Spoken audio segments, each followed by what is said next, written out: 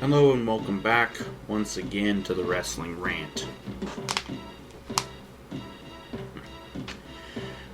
Was going to try out my new webcam for this episode, but after several times trying to get the thing set up and recording properly and all this other shit, it's just not going to work, so I don't know. Raw. Would have been a hell of a show for me to start on with the webcam, because this show was shit. Was fucking shit. Monday Night Raw from August 4th, 2014 from the University of Texas. Show starts off with a recap from last week, the beating that Randy Orton gave to Roman Reigns. And they basically showed the whole damn thing. Roman was coming down for his match with Kane, and Randy attacked him, and Roman started fighting back and was able to knock Randy down, but Kane chokeslams Reigns, allowing Randy to just beat the piss out of Reigns, putting him through the announce table with the RKO, yada yada.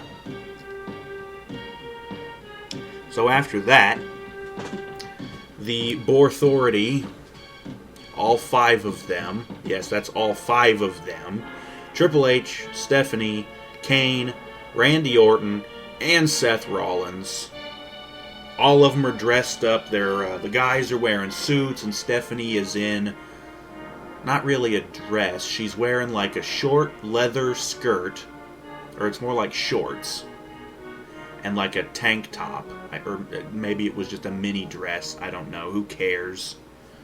They come out and they get in the ring, and Triple H starts talking about SummerSlam.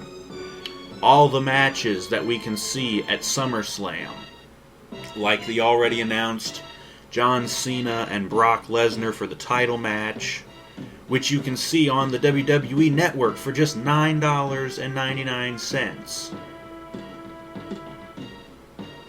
And get used to me saying that, because that's a running joke the entire night, or at least it's a joke to me. He says you can see the John Cena and Brock Lesnar title match on the WWE Network for $9.99.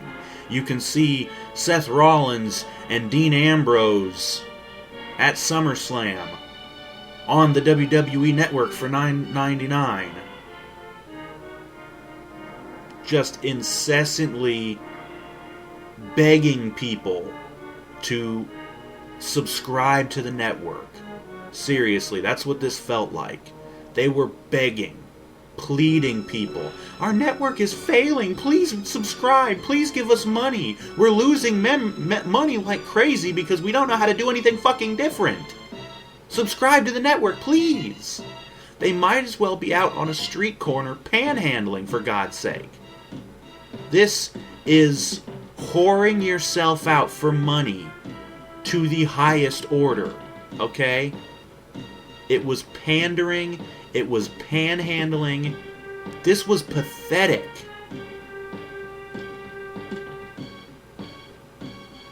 Triple H also announces that tonight we're going to see two matches, and they're going to be Beat the Clock Challenge matches, featuring Dean Ambrose and Seth Rollins. Now, don't get it twisted, they're not facing each other. No, they have different opponents.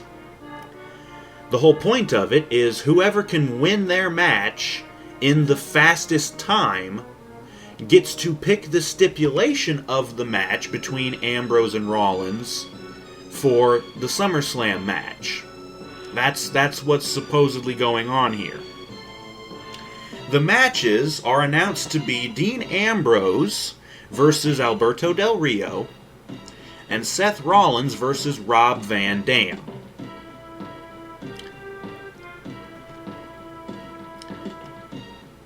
Stephanie takes the mic, and she talks about Brie Bella. Their contract signing is going to be later on tonight. And that won't be the last time that we hear about it, obviously. After Stephanie gets done running her dick licker, Triple H takes the fucking mic back, and he starts talking about the title match between Cena and Brock Lesnar again. And finally, Randy takes the mic, and he talks about Roman Reigns. Apparently, we're also going to have a match between Roman and Randy at the pay-per-view, which you can see on the WWE Network for just $9.99. And I think Triple H even used the line, "But wait, there's more." And I'm thinking, this is like a Ron Popeil commercial, motherfuckers. This is pandering, begging, pleading people, please subscribe to our network. And that shit went on throughout the entire night. The commentators all night were practically making jokes about it. You can see this stuff on the network for just $9.99.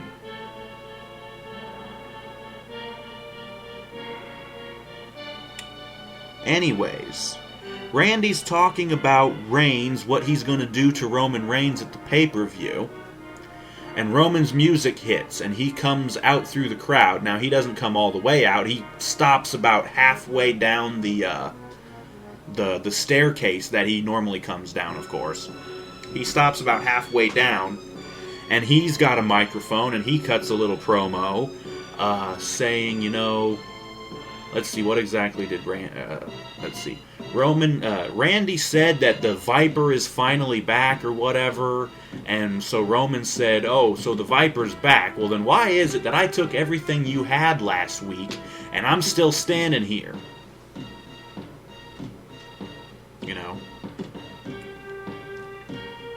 And he says he was going to come down to the ring and beat the hell out of Randy, but Triple H stops Randy, and he's like, no, you got him at SummerSlam, don't worry about this. Tonight, Roman, you're going to face Kane in a last man standing match. And don't go anywhere, because that's going to be next. Or right now, but he said right now, but it's actually next, because they cut to a commercial break. And by the way, I should probably mention that Roman was in his gold-trimmed outfit, not the usual gray. So, I don't know if that was his putting on his game face or whatever, but I don't know. Either way. After the commercial break, the match between Kane and Reigns starts. Yes, this is a last man standing match. Why they're giving away a gimmick match like this on free TV when they should have built up to this to a pay-per-view, I don't know. This feels like TNA booking, but whatever. Match turned out to be decent, although it really wasn't that great, but it was, it was okay, I guess. Lots of brawling at the beginning of the match. Roman had been thrown into the ringside steps, the supposed steel stairs that they have at the corners of the ring. Roman got thrown into one of those, and so Kane loosens it up, and he takes the bottom part, the big part at the bottom, and he sets it up on its end in the aisleway over by the ramp. And obviously he was going to throw Roman into it. Yada yada, they fight around. Kane ends up getting a kendo stick, and he whacks Reigns with it a few times, and apparently he must have hit Roman in the forehead with it, because Roman wound up bleeding just a little bit from the forehead, and they even almost immediately posted something on WWE.com about it. It took like 6 staples to close the gash, so either way. But kendo stick shots, and then Roman gets rammed with the other half of the steps. Kane rams him with the steps there. And after that, we cut to a commercial. Coming back from the commercial, they're back in the ring, and Kane gets thrown into the corner where he had wedged a chair in the corner. But he was going to throw Roman into it, but Roman reversed it, and Kane eats it. So, yeah. After that, Roman is able to get Kane thrown on the ropes, and he goes around and he does the apron drop kick. And then outside the ring, Kane winds up getting thrown into the stairs in the aisleway that he set up earlier. While Kane's down from that, Roman goes under the ring and gets a table out and he puts it in the ring. And just before he goes to turn back to Kane, Kane hits him from behind and then throws Roman back into the ring. And Kane sets up the table, but I don't know what happened. I think Kane went to do something through the table, but Roman fought him off, knocked him down, or staggered him somehow, backed into the corner to go for his Superman punch. You know, he cocks the fist and everything. He charges Kane to go for it. He jumps up. Kane catches him by the throat in midair, lifts him up, and choke slams Roman through the table. And, of course, the referee was counting afterwards. I think Roman just barely got up at, like, the 9 count. So, yeah. Kane grabs the chair from out of the corner, the one that he ate earlier, and he puts it down in the middle of the ring. And I think he went to tombstone Reigns on the chair, but Reigns got out of it and wound up planting Kane head first on the chair with a DDT. And then Roman backs up and he Superman punches Kane. And then he went for the spear, but Kane catches him. He goes for the choke slam, but Roman just basically jumps around and lands on his feet. And then he charges Kane. Kane goes for a clothesline, but Roman ducks it. He hits the ropes, and he spears Kane. And that was good enough for the 10 count and the win. So Roman wins. So, yeah. Again, like I said, the match was decent, although not that great. Probably one of the better matches we got all night, which is really fucking sad. Moving on, we get hype for the other. We get hype for the Beat the Clock matches, and this is where I found out that it was going to be for the stipulation to the match between these two, because I was taking notes during the opening promo. I didn't really hear it, so yeah. Either way, moving on. After this, we get a video package, hype video for the match between Cena and Brock. And what this amounted to, it very much had an MMA or like a UFC sort of feel, to where Brock is just sitting there in a dark room and he's talking, and he's cussing. They had to censor out this cussing. He's like, I don't give a fuck about, anything. And I'm like, I know you don't give a fuck about anything, you dumb shit. He said, I don't have respect for anybody. And I'm like, I already knew that too, jerk off. And Cena's talking, and, it's basically the same shit with him.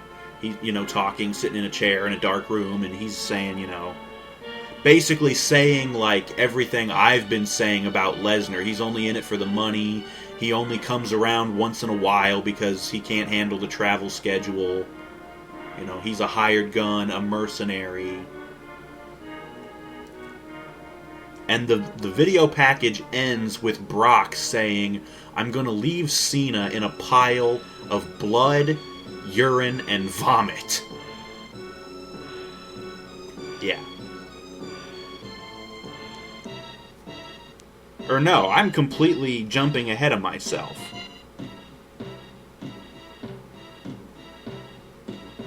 Okay. I completely jumped ahead. What we got here was actually just hype for this segment, which was going to be next, and they cut to a commercial. Coming back from the commercial is when we get that whole thing with the video package. I jumped ahead, I'm sorry about that.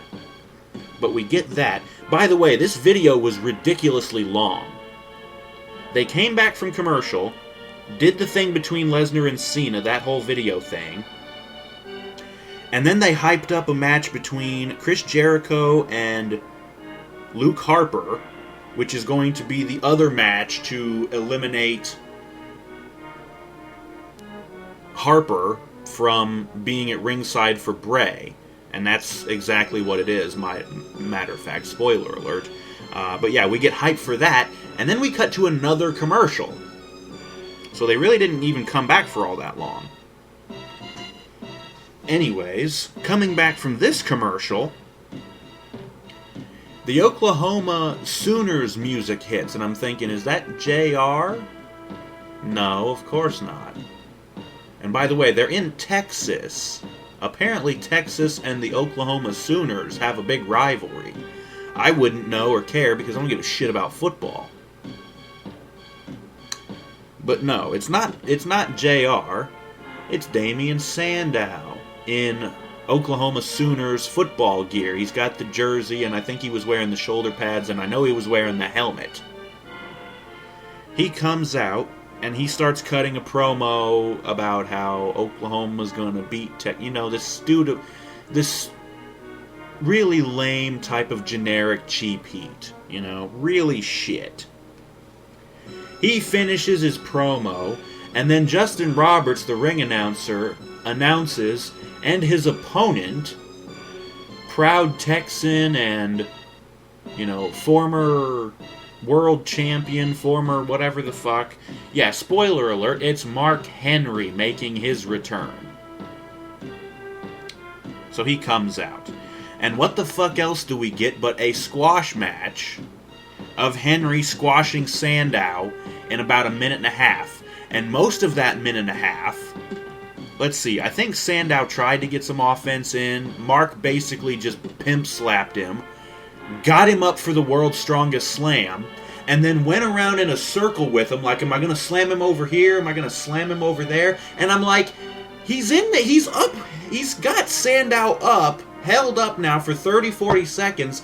Why is Sandow not countering or doing something? Like, you could fight out of this. This is a complete burial, and it pisses me the fuck off. Mark Henry is a lousy wrestler. He always fucking has been. He should not have even had this job as long as he has. Okay? And he's not the fucking world's strongest man anymore. He won that title back in like 96. There's been 14 or 15, at least that many more, world's strongest man competitions, and hence that many more winners. So he's not the world's strongest man anymore. Shut the fuck up, get rid of this motherfucker. So yeah, Henry hits the world's strongest slam and he gets the win. Like I said, match was maybe a minute and a half, it sucked, moving on. Like I said, this really would have been a bad episode for me to start with my webcam footage, because I'm freaking the fuck out over this shit. We cut backstage to what looks like a locker room, and there's Adam Rose and his rosebuds. And he looks over on the wall, and there's this big, ugly mirror. And Rose starts talking, saying that that's the mirror from Oculus, that new stupid horror movie that came out. And he says, if you look in this mirror, you'll see like an evil version of yourself. And he's saying, so if I look in this mirror, I'm just going to see a giant lemon. And he's like, I don't care, I'm going to look in it anyways. And his rosebuds are like, no, don't. And they turn away for some reason. Rose looks into the mirror. And it, like stupid, goes all, the video feed goes all wavy and shit. Like, if you've ever seen Wayne's World, they do the diddly-doo, diddly-doo, diddly-doo, So it cuts to another feed, and it shows Rose standing there in a suit. He goes to put his lollipop in his mouth, but he's holding a pen instead. And he holds up his other hand, he has a briefcase. And then it cuts back to his normal self. And I was like, Why didn't we just see Leo Kruger? That really would have been his evil self. Would have been awesome. We could have seen Leo Kruger. He could have punched his way through the stupid mirror, killed Adam Rose, and then we'd actually have maybe something entertaining. But no. Moving on. They hype up the contract signing for Stephanie and Brie. And then cutting back to the arena, Ambrose's music, and he comes out. It's time for the first Beat the Clock challenge match of the night. After he comes back, they cut to a commercial break. And I believe it was coming back from the commercial break, we got a... I don't know if you want to call it a hype video, or... I think it was basically a commercial in and of itself, but it was just saying that next week on Raw, we're celebrating Hulk Hogan's birthday. So he's going to be there, and some of Hulk's friends are going to be there. Who the fuck cares? Moving on. Cutting back live into the show, Del Rio's music hits, and he comes out to no fucking reaction, because nobody gives a shit about him anymore. And his contract doesn't last much longer. He's going to be leaving. Thank God he's boring as fuck.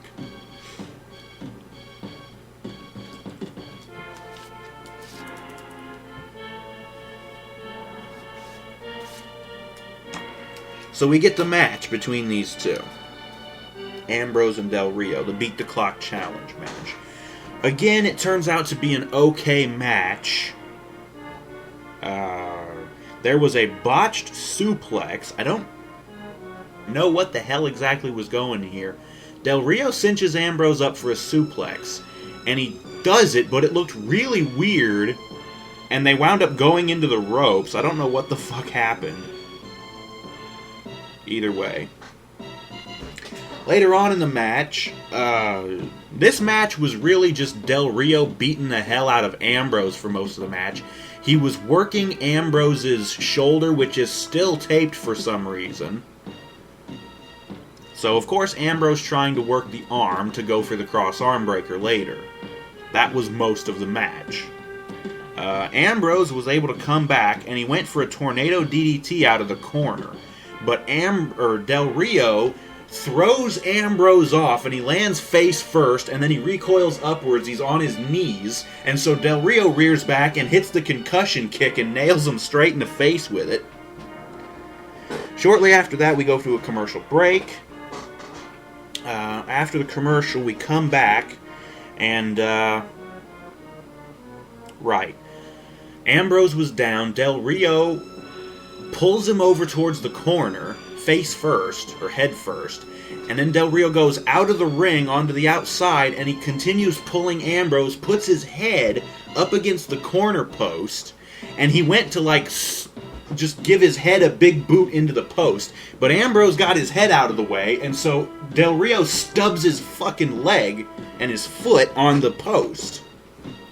And so Del Rio kind of stumbles backward. He's like, my foot, my foot. Ambrose hits the ropes, comes back, suicide dives out of the ring on top of Del Rio and wipes him out. He goes out, he picks Del Rio up, throws him back into the ring, and then Ambrose goes up to the top rope, and I'm like, Dean, you're hurt. Why are you doing this?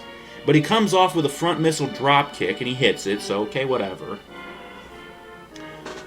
Later on, Ambrose wound up in the corner again, and Del Rio went for his, corner springboard, rope-assisted enziguri that he normally does. But Ambrose ducks it. And then he gets up top, and he goes for the tornado DDT again, and he hits it. He actually hits it this time.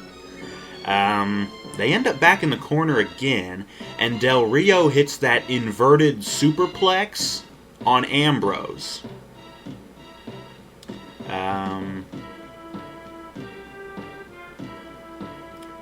Let's see. Okay, yeah. I think after the superplex, he went for cover, only got two. He gets him up, and he went for the... Del Rio went for the cross arm breaker.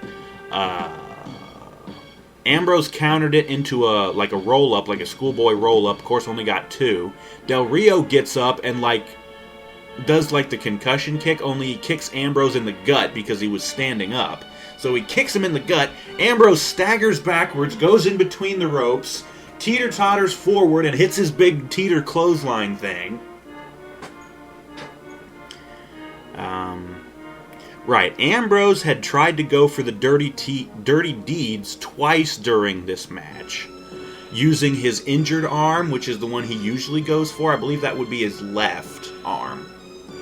But what ends up happening here is Del Rio goes for the cross-arm breaker again. Ambrose spins out of it, grabs Del Rio by the head with his right arm, and just plants him on his face with the dirty deeds from the other side instead.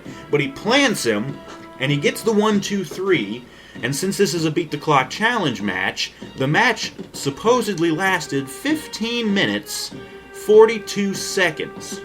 So that's the time to beat for Rollins. Now you're thinking, well, that's way too long. Rollins, even going against Rob Van Dam, shouldn't really have a hard time of beating that. Well, yeah, we'll get to that. After the match, we get a...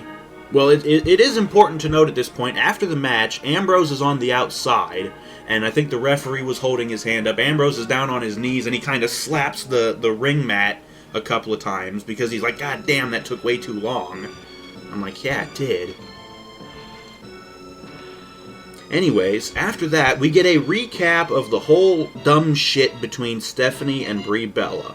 The slap from Payback when Brie quit. The being arrested the other week of Stephanie.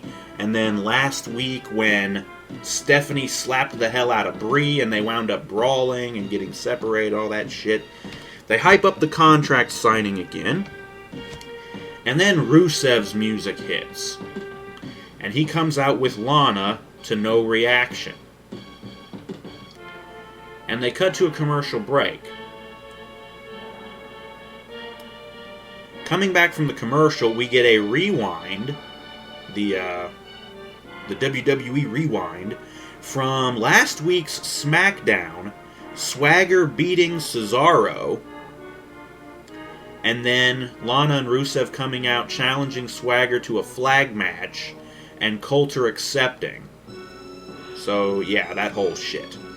We cut live back into the arena. Rusev is standing there with Lana. He's swinging his flag. And the big one explodes down from the rafters. And I'm like, what the fuck? That normally only happens after a match.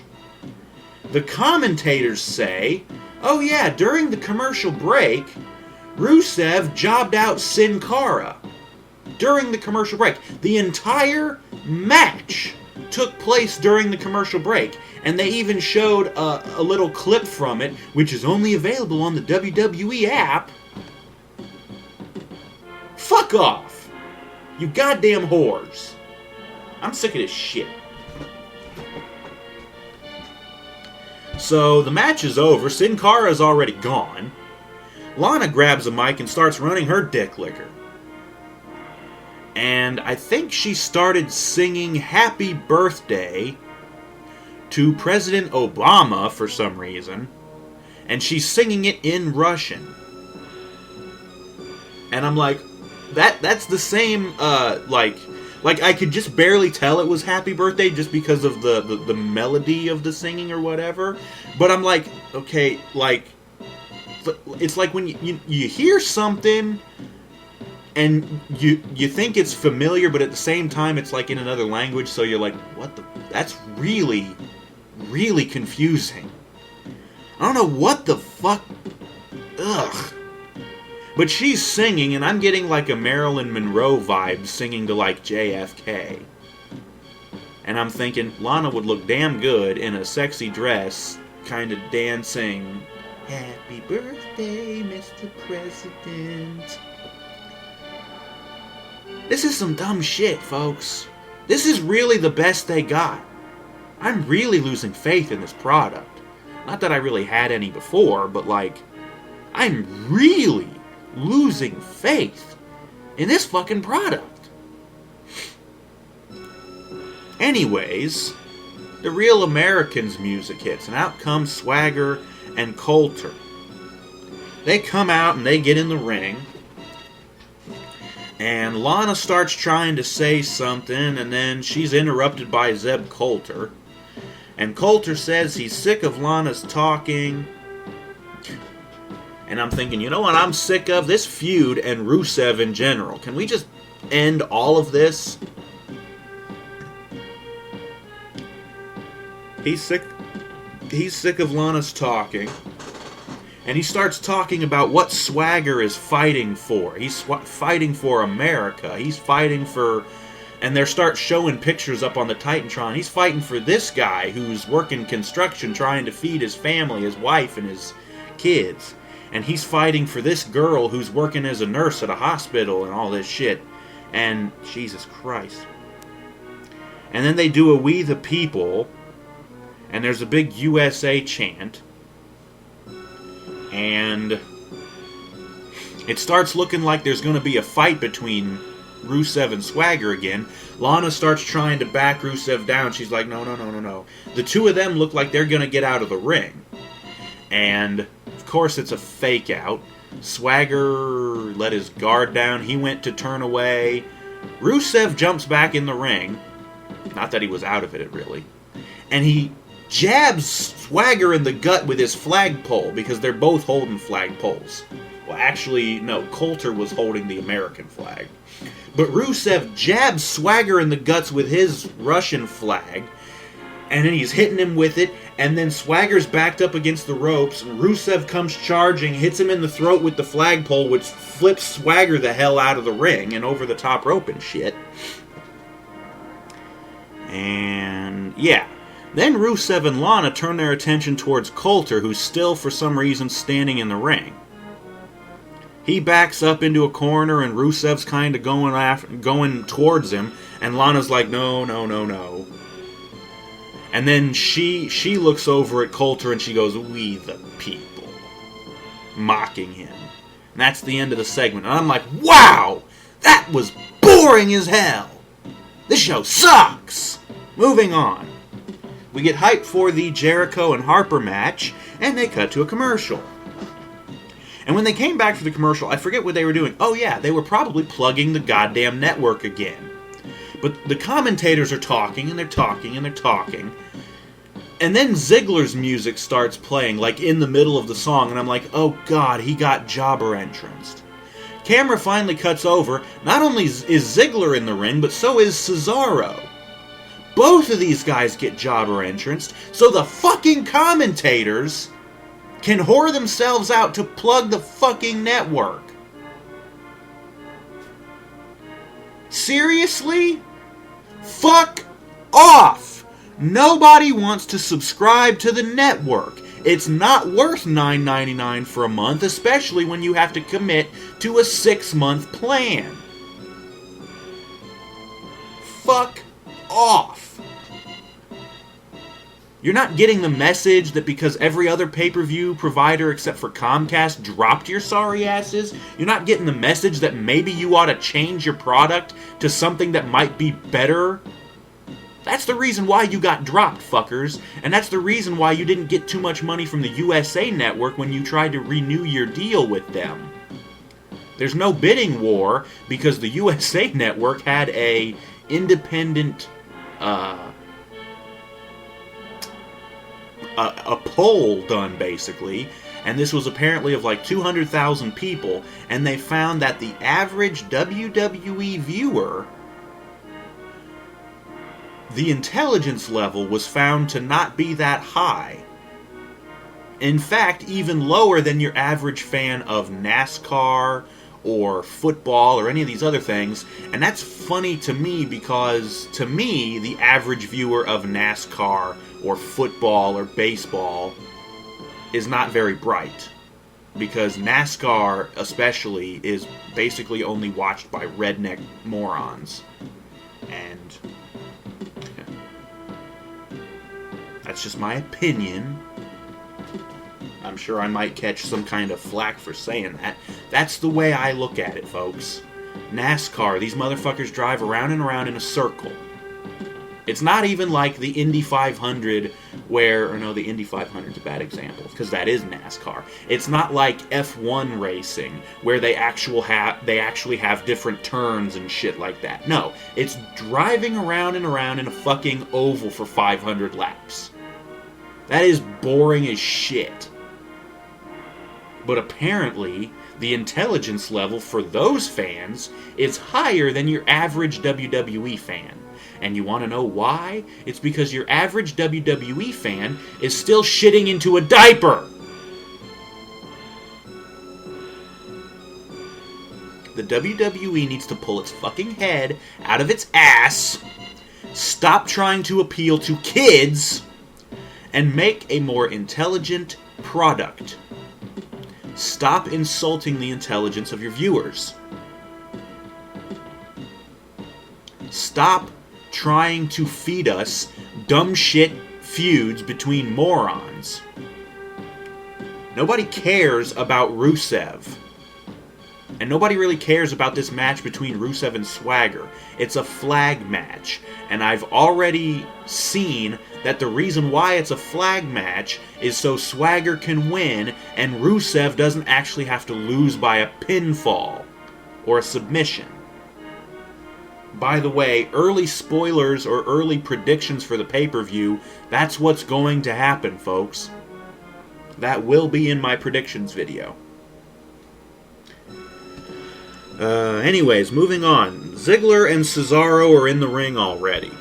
Oh, and The Miz is on commentary, wearing an ugly blue suit and like some 80s black shades. It's not the aviators like he normally wears. There's like the 80s black, like it's almost like the same sort of shades that the Blues Brothers wore. I'm like, put the little black fedora on him and change his suit to black, and he'd look like a Blues Brothers. Anyways, so we get the match between Ziggler and Cesaro. And it was another okay match, although I didn't write down too many notes. The match ended, Cesaro was going for a suplex on Ziggler. And he gets Ziggler up, and he's like stalling, look at how strong I am, stalling. Ziggler counters out of it, lands on his feet, the classic counter to a suplex. He basically turns in midair, lands on his feet, facing Cesaro, jumps up, grabs him, hits the fucking zigzag. 1, 2, 3 match is over and Ziggler wins. And so Ziggler's celebrating in the ring, and I think one of the commentators said to Miz, oh yeah, that Intercontinental title is so prestigious or valuable or whatever, and Miz is like, yeah, it is pretty valuable. As a matter of fact, let me go show you just how valuable it is. And he takes the headset off and he goes and gets in the ring, and he basically just has a stare down with Ziggler.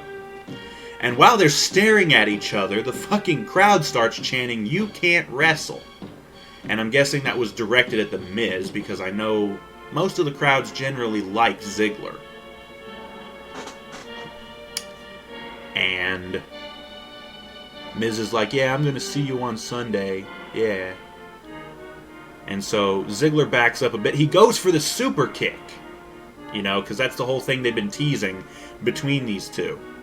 Of course, Miz jumps back and falls on his ass to try and protect his moneymaker, as he puts it. So he falls on his ass to avoid getting kicked in the face. Ziggler leaves laughing at him because, of course, Moving on, we get a recap from SmackDown of AJ being knocked off the stage by Paige. And we cut backstage to the interview area with Tom Phillips, and he's there with Paige.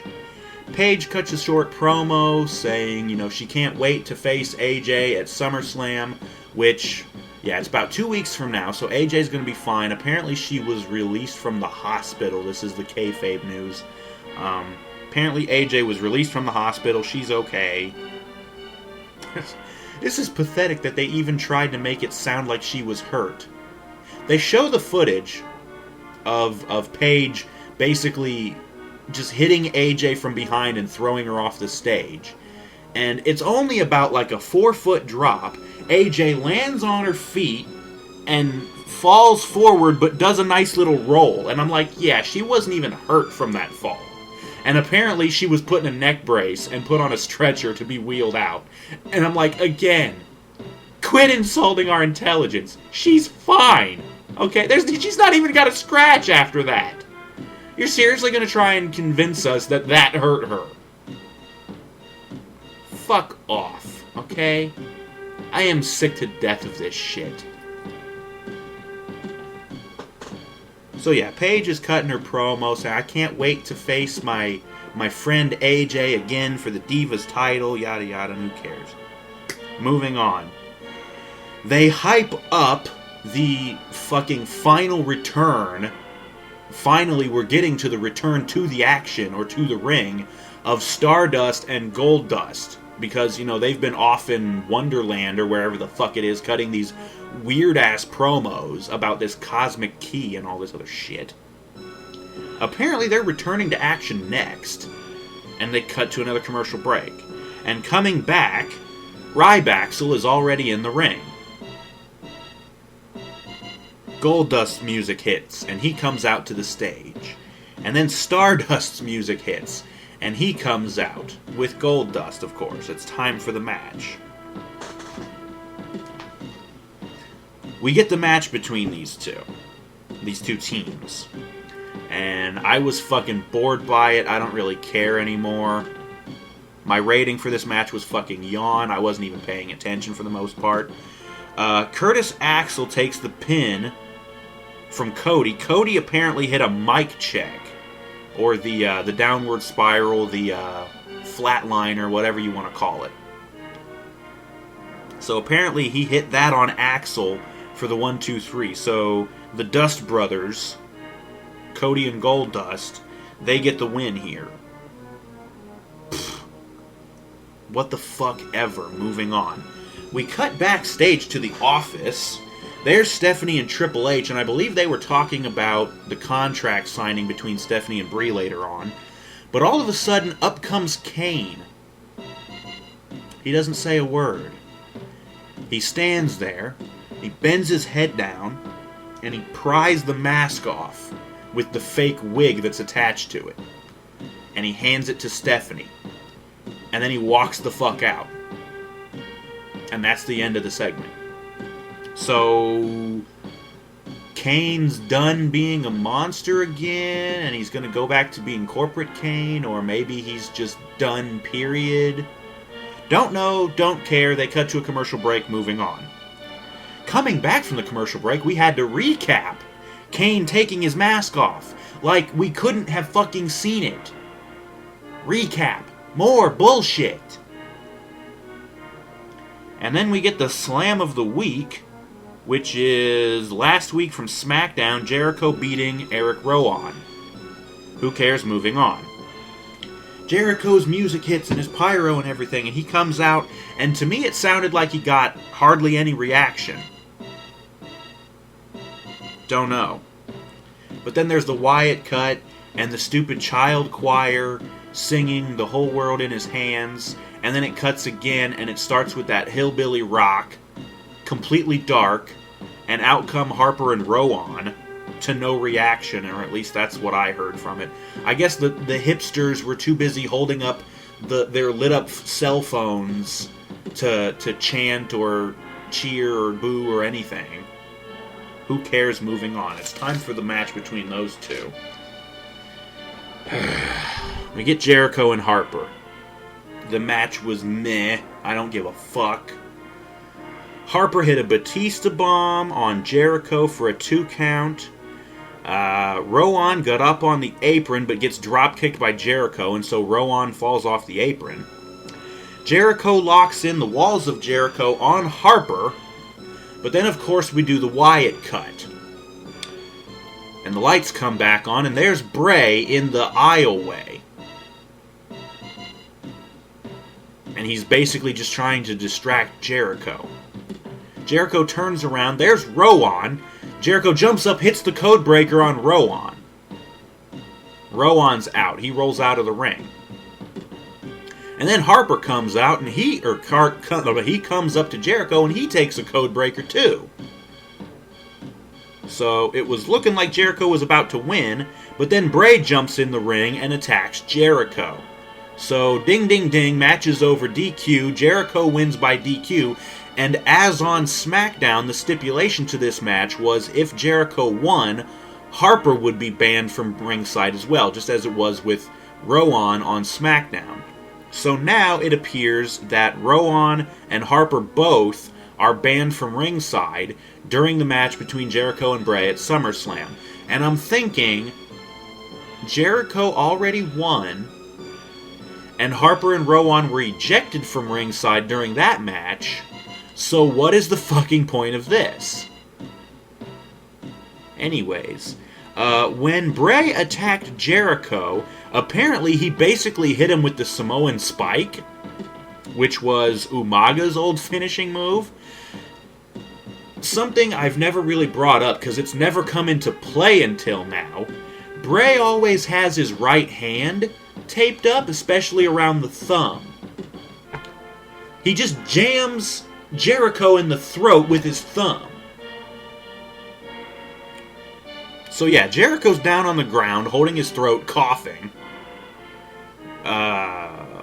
Bray picks him up, hits the Sister Abigail on him, and then gets down on his knees and does his little pose over the motherfucker, and he says, "Follow the buzzards." And then cutaway gag. More hype for the contract signing, and we cut to another commercial break. And again, coming back from the break, we get a recap again of AJ being pushed off the stage by Paige. And they use this as a segue to cut to hype for tomorrow night on Main Event, where AJ will return. And I'm thinking, she's only been out since SmackDown. She missed a show, tonight's Raw. Why are we hyping her return? Jesus Christ. Cutting back live into the arena, Los Matadores music is playing, and of course, since Fernando is still injured, it's Diego coming out with El Torito and the two whores, Summer Rae and Layla. And of course, Fandango's music hits, and he comes out. And the commentators are saying, "Oh yeah, Fandango's been saying he's got a new dance partner." And I'm thinking, okay, what other divas do they have that can actually dance? Johnny pauses on the stage and he's like, "Shh, wait a minute. And he kind of motions over towards the entryway. Out comes a bald Hornswoggle in basically a mini version of Johnny's outfit. You know, the shiny vest and the shiny pants. And I'm like, are you fucking kidding me? Why has Johnny not flipped his shit over this crap?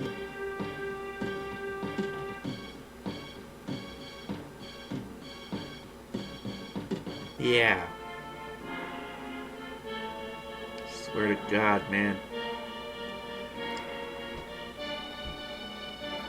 And Hornswoggle's doing his best to try and do all the dance moves, but he's really not that good at it.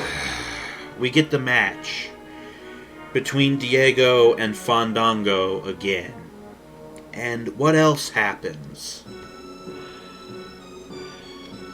Hornswoggle jumps up on the apron to try and distract Diego, but Johnny tries to bum rush Diego from behind. Diego gets out of the way, and Johnny ends up hitting Hornswoggle, knocking him off the apron. Johnny's, "Oh my God, what did I just do, you know?" Diego comes up from behind, jumps up, grabs Johnny, and hits the back cracker.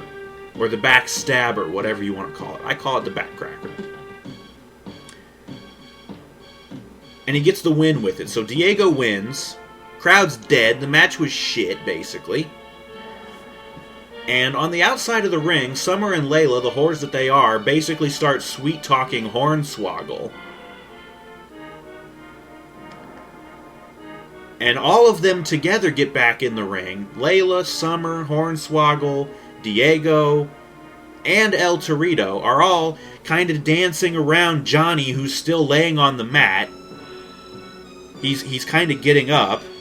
but they're all dancing around Johnny, and Johnny finally gets up, and he attacks Hornswoggle, only to get beat up by Diego and El Torito. So Johnny gets made to look like a complete ass again. This is getting really goddamn old.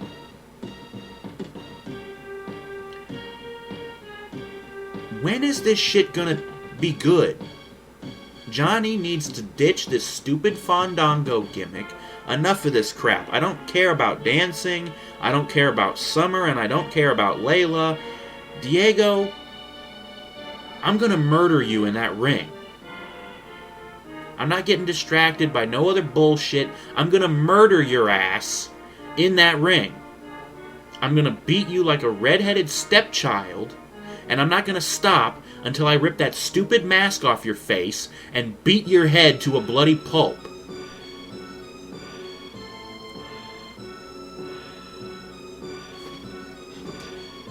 And then when I'm done with you, I'm gonna slap the piss out of Summer and Layla for fucking with me for so long.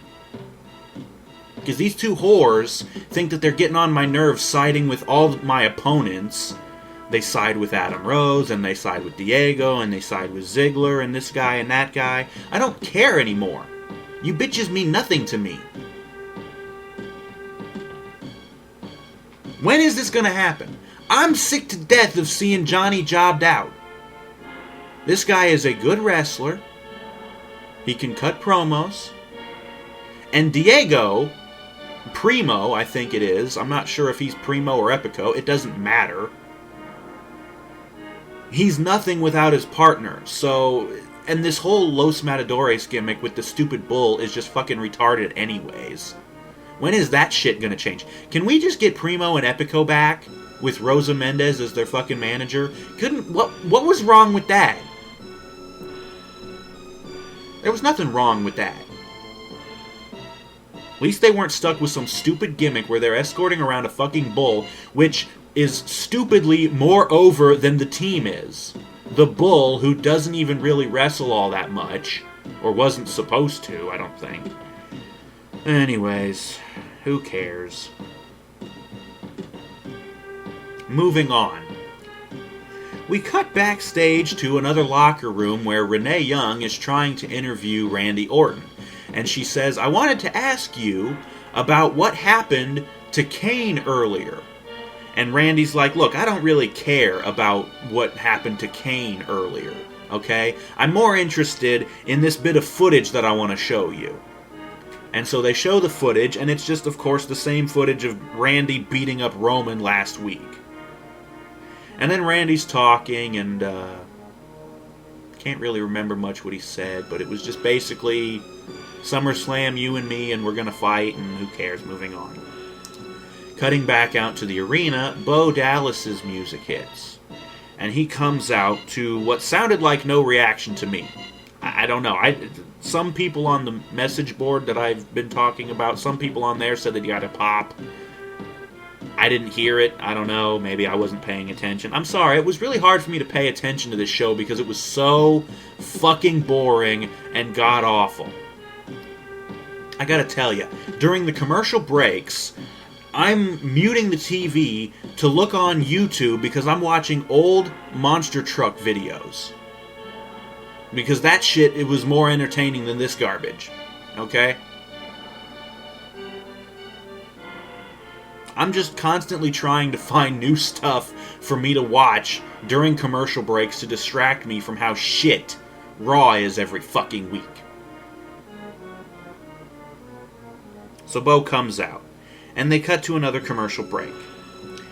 And when they come back, R-Truth is already in the ring. And we get a recap of last week, the match where Truth actually beat Bo, ending his undefeated streak. And Bo cutting the promo afterwards, I can't believe you beat me, so I'm going to hit you with this microphone. And he hits him and he beats the shit out of him and whatever the fuck. This is basically a rematch. The match starts, and Truth is pissed. After the beating he took, last week, and apparently they had a match on SmackDown as well, which Truth also won, I believe. So Truth is pissed. He starts beating the hell out of Bo. Bo has to resort to a cheap roll-up and holding Truth's pants for the win. So Bo wins. He starts running around for his victory lap. You can see in the ring, Truth is pissed. He jumps out of the ring and nails Bo, grabs him, throws him up against the barricade on one side of the ramp, throws him up against the barricade on the other side of the fucking ramp, beating the piss out of him. Bo reverses, throwing Truth against the ring steps, and then he grabs Truth by the head, springs off of the ring steps to flat smash Truth against the floor with the Bo dog. And then Bo gets up. He starts going for a victory lap again. Moving on. More hype for the contract signing. And another commercial break. We get the Wyatt cut. And Bray is up on the Titantron cutting a promo. Boring shit. He starts singing, I got the whole world in my hands, blah. And he's holding his hands out, open, and he closes them, and as he's closing them, I could hear knuckles cracking. And I'm like, God damn. And then cut. The Wyatt cut, whatever.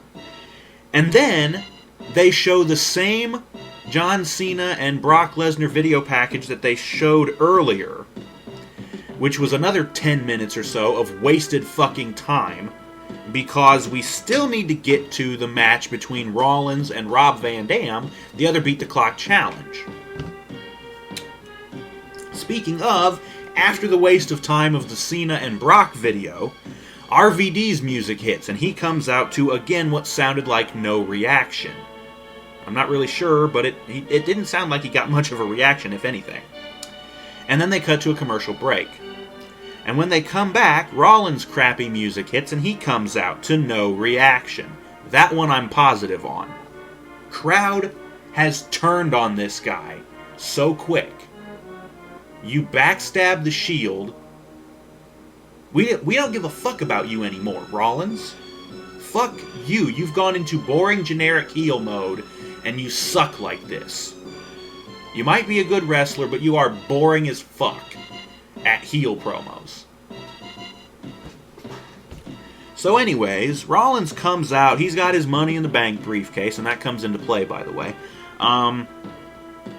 He's in the ring with RVD, and then Justin Roberts says, ladies and gentlemen, your attention. By order of the Authority, Rob Van Dam will no longer be Seth Rollins' opponent in this match. His new opponent... And then Heath Slater's music, the three-man band music hits. Yeah, out comes Heath Slater. And I'm like, are you fucking kidding me?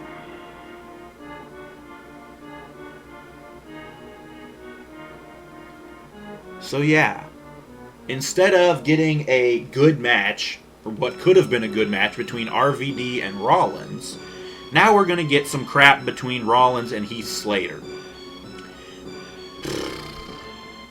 But this actually turned out to be hilarious. At the beginning of the match, the crowd started chanting something. It sounded like bullshit. I'm not sure. But it sounded like they were chanting bullshit. And I'm like, yeah, I'll give you that one. This is bullshit. We were going to see a good match, and then we get fucking Slater instead. So Seth is talking to Heath, and he's saying, you know what? You don't have to get beat up by me. You can just leave the ring. You'll get counted out. I'll win, and everything's good, man. He's like, yeah, just go ahead and leave. And Slater goes over to the ropes to go and leave. And Seth turns around. He's like, woo, I'm going to win, bitch. Slater's like, nah, fuck it. He jumps back in and clocks Rollins and starts beating him up. But whatever. And then Rollins comes back and he starts beating the piss out of Slater, and then all of a sudden the camera looks over to over by the commentary table. Hey, look, there's Dean Ambrose at ringside. And I'm like, oh man. Number one, I called this as soon as he won his match earlier against Del Rio. I'm like, well, it took him 15 fucking minutes. He's going to have to come out and distract Rollins during his match to make sure he either doesn't win in the 1542 or to make sure that he loses the match. And that's exactly what happens. Ambrose comes out. He's over. He came out through the crowd, apparently. He's over by the commentary table. And Rollins sees him. He's like, what the fuck are you doing here? And he's like, I'm just here to watch, man. You gotta, watch the clock, man. You're gonna win, So he's distracting Rollins this whole time. Ambrose goes over and grabs the Money in the Bank briefcase. And he takes it over to the commentary table over by where Lawler's sitting at it. And he puts it down on the table. And he flips the little latches on it. And he opens it up. And he grabs the contract out. And he rips it in half. So number one, I'm like, oh, please tell me that means that Rollins is not going to be able to cash in. Because I don't think he has a chance in hell at beating anybody for that WWE World Heavyweight title. I mean, number one, Lesnar's going to beat Cena at SummerSlam. It is laughable to try and imply that Rollins would stand a chance in hell against Lesnar, even if him and Kane and Orton and Triple H all came out and beat the shit out of Brock beforehand. The whole goddamn roster could come out and beat the shit out of Brock, and Brock would still kick Rollins' ass in the match. Okay? Just please tell me this means that Rollins isn't going to get his cash in. No, they'll probably find some bullshit. Oh, we'll just give you another contract because you're with the Authority, and when you're with the Authority, you get your dick sucked, and you get, free, they'll like, it'll be like what happened between Cody and Sandow from a while back. I don't remember if I covered that in my show. But Sandow had the Money in the Bank briefcase for the world title. And he was in a feud with Cody Rhodes because they used to be partners. And Sandow betrayed him to win the Money in the Bank match. And so Cody throws the briefcase into a river or lake or whatever the fuck. And so it was ruined. And so Sandow wound up getting a new contract and a new briefcase. That's probably what's going to happen. So anyways, Ambrose rips up the contract. And of course Rollins is in the ring freaking out like, what the fuck, man? That's my shit, And he's being distracted. And like every time he gets distracted, you'll see Slater hit like a big move and go for a pin. And I'm like, fuck, is he really going to beat Rollins? But Rollins keeps kicking out. But then Ambrose goes over to some guy in the crowd over by the timekeeper's area. This guy's got a soda, and Ambrose grabs it from him, and he opens it up and he starts drinking from it. He's like, oh yeah. He grabs the briefcase, it's still open, and he's holding it up, and he pours the soda into the briefcase. And I'm like, why does that matter? It's just the briefcase. You already ripped up the contract. It's like Ambrose did this in reverse order. He should have saved the contract for last. He should have dumped the soda on it first. And again, in between all of this, Rollins is getting hit with a big move by Slater and tried to get pinned, but no. Afterwards, Ambrose goes over and he found a tub of popcorn. I guess somebody else in the crowd had a tub of popcorn. Ambrose grabs it from him. He dumps that in the fucking briefcase. I'm like, okay, well this is still pretty lousy, and I'm like, what the fuck? And Ambrose is looking around like, what else can I do to shit on this contract with the briefcase? He grabs JBL's hat, which is sitting on the commentary table. He puts it on, and he's doing the Longhorn thing. He's like, yeah, whatever, woo. He goes over and he takes the hat and he puts that in the briefcase, and then he closes it. And then he jumps up on top of the commentary table and he holds the briefcase up, which is leaking soda out of it all over the commentary table. And the commentators are like, whoa, we're going to get electrocuted here, so they jump up. And after that, Rollins is completely distracted. Slater does the schoolboy, and I'm like, that's his fucking finisher. The match is over. 1, 2, 3. Slater just beat Seth Rollins. Oh, this is fucking lousy. Heath Slater just pinned Seth Rollins in the main event match. Yes, this was the main event match on Monday Night Raw. And so Ambrose is the one who gets to pick the stipulation between him and Rollins at SummerSlam. And good lord, is it going to be a doozy. Let me guess. The stipulation he's going to pick is some sort of hardcore match, and the Money in the Bank contract, they're going to get a new one. The Money in the Bank contract is going to be on the line. Anyways, of course, Slater gets the hell out of there. Rollins is freaking out in the ring because he just lost. Ambrose, he's done. He leaves. Rollins goes out of the ring and he goes over and he grabs the briefcase. And he opens it up and he just starts freaking out over it. This is some lolsy shit, but I'm still like, what the fuck? Like, seriously, you did this in reverse order. You should have saved the contract ripping for last.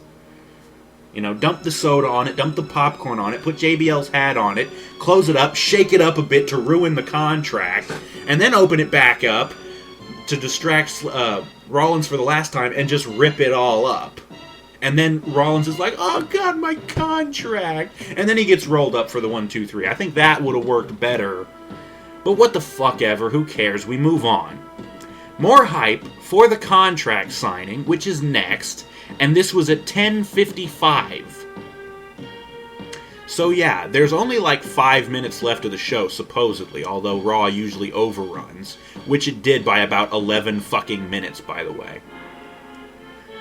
So yeah, that bullshit is up next. Cut to commercial. Coming back from the commercial, they hype up for SmackDown this week. Dean Ambrose is going to reveal his choice on the stipulation for his match with Rollins at SummerSlam. That's going to be on SmackDown.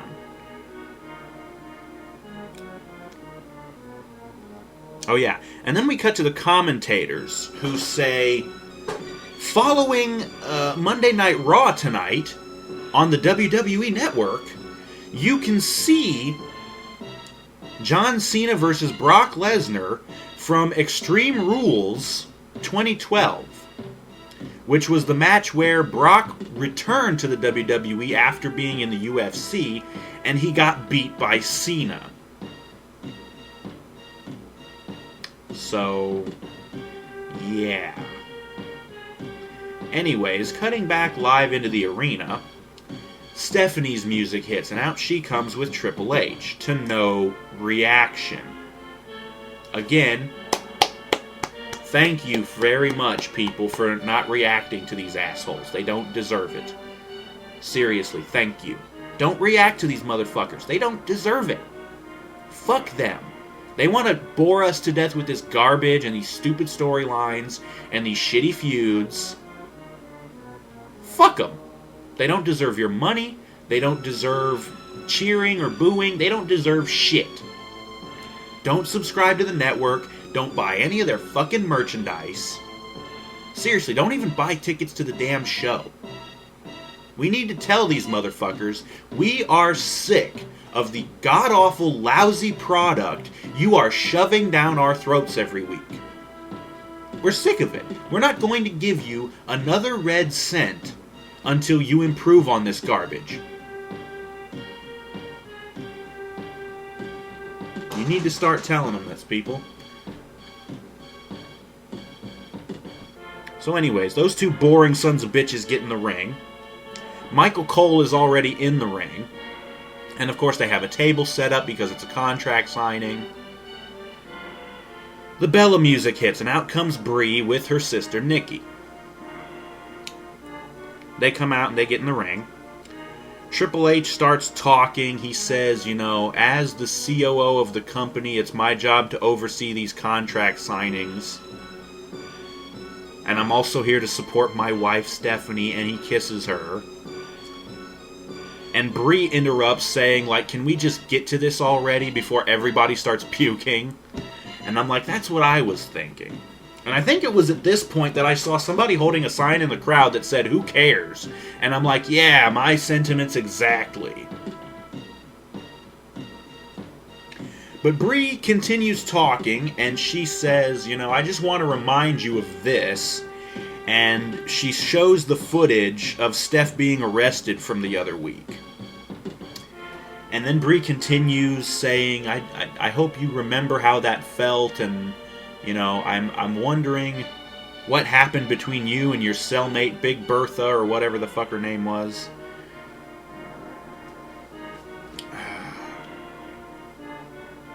And Brie also says that she's not just doing this for herself, or for her sister Nikki, who you've been torturing over the last few weeks. She's also doing it for everyone else that Stephanie has tortured over the years, including Vicky Guerrero, The Big Show. I think she mentioned somebody else, but then she was like, yeah, and everyone else that Stephanie's tortured. Oh yeah, and the crowd starts chanting CM Punk. And I'm like, yeah. And Brie finishes by saying that karma is going to come back around and get you. And I'm thinking, if karma returned during this match, this might be the only good part about the match. And I'm talking about karma as in Awesome Kong, So Brie signs the contract and she turns it over to Stephanie. Stephanie starts talking, and she's talking down Brie, saying, you're selfish and, all this other bullshit. Whatever. She signs the contract, and then she says, I'm going to tear your heart out at SummerSlam. And then she cracks Nikki upside the head with her microphone and lays her out. And then Triple H all of a sudden turns the table and pushes it up against Brie and corners her in the corner of the ring. And I'm like, are you fucking kidding me? Stephanie grabs Nikki and picks her up and pedigrees her in the middle of the ring. And Brie has to watch this whole time because Triple H is holding the desk up against Brie in the corner. After Stephanie gets done pedigreeing Nikki, Brie slaps Triple H in the face. And he actually sells it. Brie pushes the table off and she goes over to check on Nikki or something, I don't know. But Stephanie grabs her and hits the pedigree on her too. So Stephanie just pedigreed both Nikki and Brie. And she's standing there triumphant with Triple H. And she grabs Paul by the face and shoves her tongue down his throat. And I'm like, good Christ, nobody wants to see this shit. And that's how the fucking show ends. That was the end of the show, folks. Once again, we end with another goddamn elevator fart between two bitches that no one fucking cares about. And once again, a feud between two divas that don't even matter is being pushed as the main event over the actual Divas title match between Paige and AJ. Hell, this shit is being pushed over the main event match, the title match between Cena and Brock Lesnar, which, by the way, did I happen to mention that neither Cena nor Brock was anywhere on this show actually physically present? Neither one of them were there. So much for that bullshit that Cena was talking about. I'm always the first one to show up and the last one to leave. Your ass wasn't even here tonight, motherfucker. And neither was Brock. But of course, Brock has limited dates on his fucking contract because he didn't give a shit about the business. And he's not going to show up unless he has to. So once again, for the second fucking week in a row, we end with stupid Stephanie and Brie Bella bullshit that no one cares about. the match between these two at SummerSlam is going to be dog shit, guaranteed. Because neither one of these bitches is all that good in the ring. I'd give Brie the nod just because she's actually a better wrestler. I actually was still watching way back when Stephanie was wrestling, quote-unquote wrestling. She was awful in the ring back then. And pretty much every one of her matches, she had to be helped by outside interference. They actually gave her the women's title. And it took a huge screw job, by the way, to get the title away from her, which was even more bullshit. This company, please subscribe to our network. We need the money. We've been dumped by every pay-per-view provider except for Comcast. No other fucking cable channel will take our god-awful show because the viewers aren't smart enough to support the advertisers. Please give us money. And yet they keep shoving down these god-awful matches, these god-awful promos, these god-awful storylines and feuds down our throats. They keep shoving Cena down our throats, and now they're gonna fucking give us Brock Lesnar as champion. The guy who doesn't even care about the company, doesn't even care about the business. He said it himself, he doesn't respect anything or the business. This company is failing hard. I'm sick of this shit. Alright? I don't even give a fuck anymore. I really don't want to be covering this garbage anymore. I really don't. I think it's about time that I stop. Because I'm just wasting my time with this shit.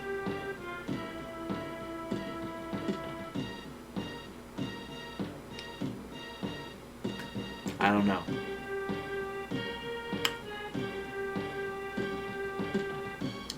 CM Punk leaves the company because he knew this dog shit was coming. Daniel Bryan gets injured, which was a unfortunate turn of events. Without those two, the WWE is practically unwatchable. Roman Reigns... I mean, yeah, he's cool, but, like, still not that great as a wrestler. Still working on his promos. He needs some time to get polished.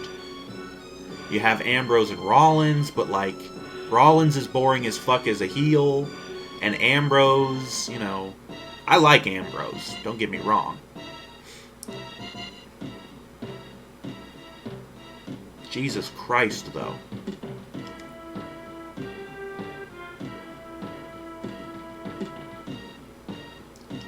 And you have all these other good people being buried. Fucking Sandow getting buried. Cesaro getting buried. Fucking Fandango getting buried. And we didn't see anything from the supposed new faction of Xavier Woods, Kofi Kingston, and Big E. So, what the fuck happened with them? Maybe next week they'll have R-Truth join him after he jobs to Bo Dallas again.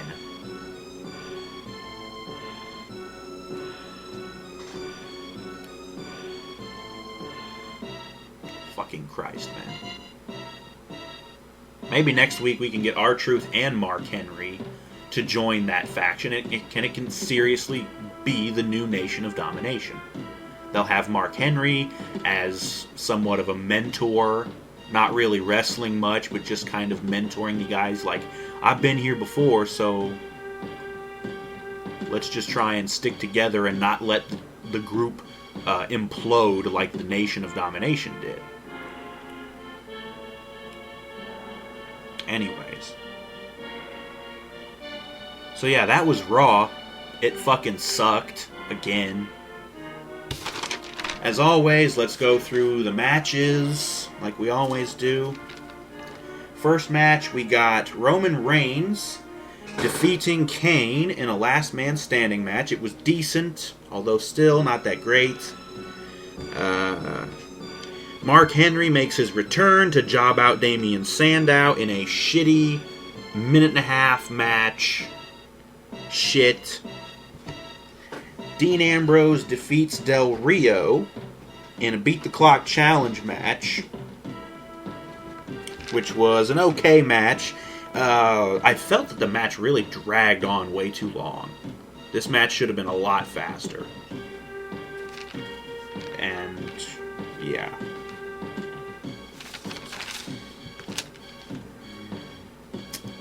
I don't know if you can count it because it wasn't actually on the show. It happened during the commercial break.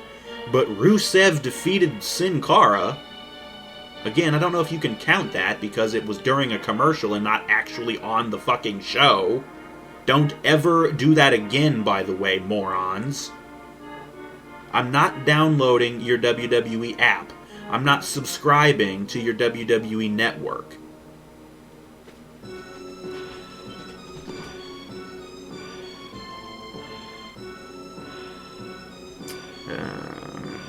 Dolph Ziggler defeats Cesaro in an okay match. The Dust Brothers, Goldie and Stardust, defeat Rybaxel in a fucking boring match I wasn't even paying attention to. And then Jericho defeats Luke Harper by disqualification when Bray Wyatt interferes. And now Harper's going to be banned from ringside during the Bray-Jericho match at SummerSlam. And again, I have to repeat, why is this even a thing when Harper and Rowan were both ejected from ringside during the match at the last pay-per-view, and Jericho won? So this basically... They already basically proved that Bray can't win without his backup. Because he's a pussy. Okay? That's what all cult leaders end up being eventually. And that's exactly what his gimmick is, by the way. He's a cult leader. Okay? He's a pussy, he gets backed up by his two big thugs, and that's the only way he's able to win. Or without some bullshit psych-out tactics like the stupid creepy kids singing to Cena in the cage match. Fuck right the hell off, okay? This gimmick sucks. I hate it. I hate all three members of it. They're all shit. Fuck them all. I can't wait for them to disappear. Moving on. Diego defeats Fandango in another shit match. Johnny gets distracted. Swear to God. How many people have pissed off the people backstage that they just keep getting buried? You've got Fandango, you've got Cesaro, Damian Sandow. That's 3. At least. What did these people do to deserve getting treated like this? To deserve getting completely shit on and buried? Johnny takes weekly shots to the nuts from Torito's head because he's a midget. I don't get this. Why? Bo Dallas defeats R-Truth again with a fucking cheap-ass roll-up and holding the pants. Motherfucker. Another piece of shit gimmick. And then, in the main event, I'm still laughing about this, Heath Slater defeats Seth Rollins in a fucking lulzy main event off of a Dean Ambrose distraction, only for the show to actually end with the elevator fart of the contract signing between Stephanie McMahon and Brie Bella for their shit match that's going to happen at SummerSlam. Match is going to be shit, so there's no reason in hyping it, especially not when it's being hyped over everything else that's happening at SummerSlam. This is being hyped over the Divas title match. This is being hyped over the Rollins and Ambrose match. This is being hyped over the Cena and fucking Brock match, which is the WWE World Heavyweight title match. Fuck off. Okay? This show was garbage. It was boring as fuck. The matches were not good enough to warrant the match being such shit. There was only a couple of decent matches anyways. This show was terrible. WWE, you really need to fucking change this shit up. Because it's really getting lousy. I wonder how many more points the WWE stock is going to drop. Wonder how much more money they're going to lose. I wonder how much further the ratings are going to drop, the TV ratings. And I wonder how many more pay-per-view buys they're going to lose. Because this product keeps getting worse and worse and worse.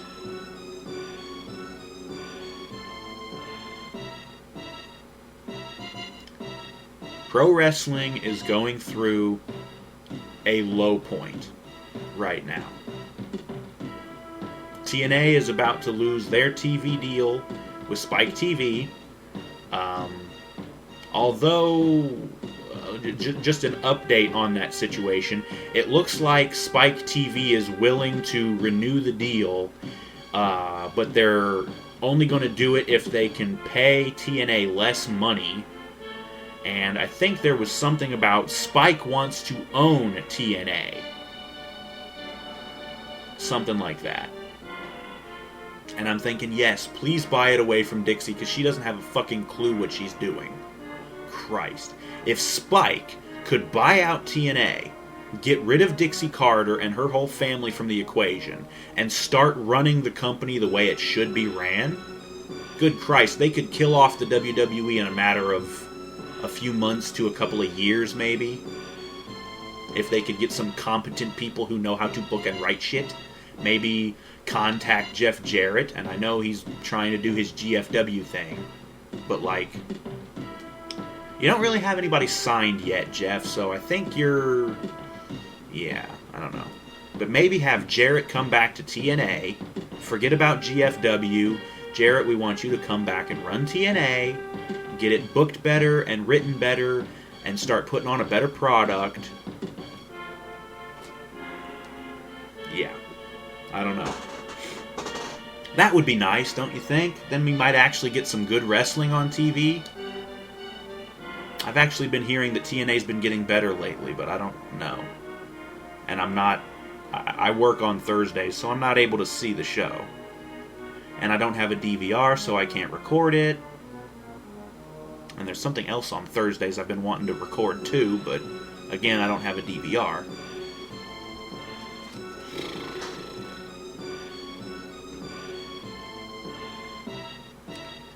Anyways, like I said, that was Raw. The show sucked. It was August 4th, 2014 from the University of Texas. I don't know what fucking city that's in, and I don't care. Show was garbage.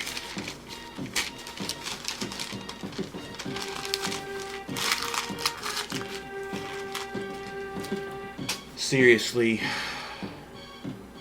I'm getting sick of this shit. Don't know how much longer I'm going to be able to keep going with this. I really starting to think that it's about time I just give this up. I should be doing something else on my Monday nights. You know.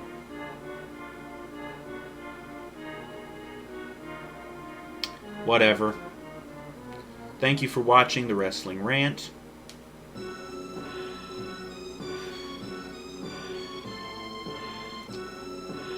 I guess we'll probably see you next time for the SmackDown spoilers. We still have a whole nother week to get through of build up to SummerSlam. So we have this week's SmackDown, next week's Raw, and next week's SmackDown to get through before the pay-per-view.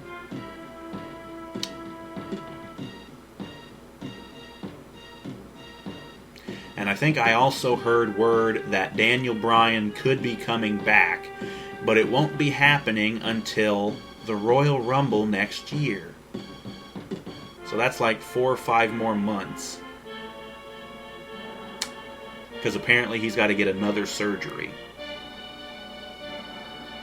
This really fucked over the WWE. After WrestleMania, he was the champion and things were looking good.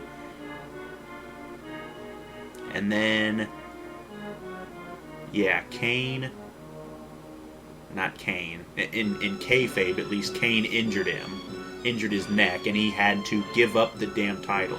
He didn't even give it up willingly, they just stripped him of the fucking title because he couldn't come back and defend the thing. And then Cena had to win it back. And now we've got Brock. Brock's going to win the title at SummerSlam. That's all but confirmed. Cena has to go away to film a couple of movies. Brock's probably going to give him the beating of a lifetime. Beat Cena. Cena might end up having to be stretchered out after the match. Honestly, that would probably be the best way to do it, to have him really sell the beating and sell the amount of time he's going to have to be gone to film these two stupid movies.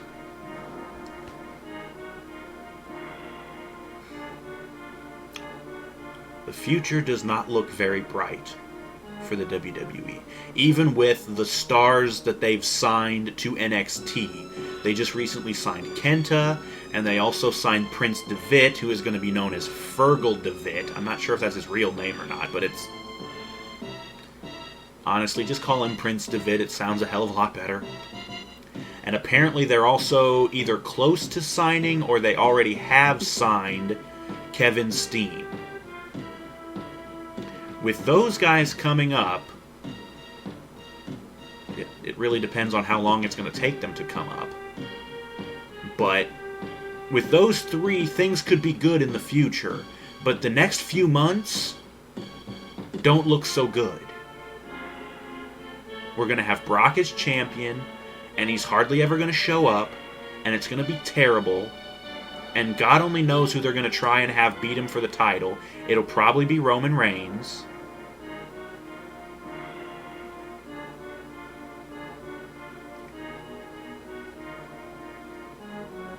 I really don't know. This is just really terrible, the way this company is going.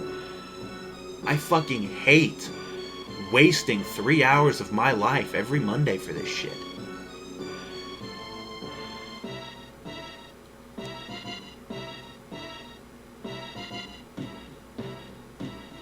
I don't know why I keep coming back.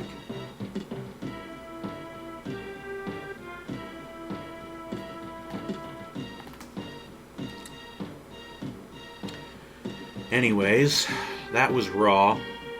Again, August 4th, 2014. University of Texas. The show sucked. Join us next time for SmackDown. Spoilers.